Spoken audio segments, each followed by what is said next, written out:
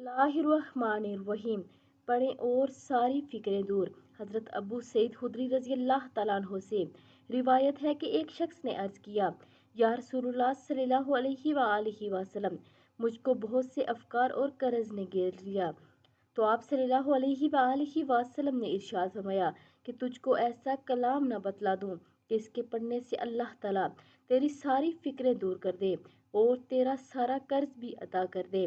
اس شخص نے عرض کیا، بہت خوب فرمایا، صبح اور شام کو یہ کہا کرو، اللہم انی اعوذ بک من الہم والحزن اعوذ بک من العجز والکسل اعوذ بک من الجبن والبخل واعوذ بک من الغلبۃ الدین والقہر الرجال۔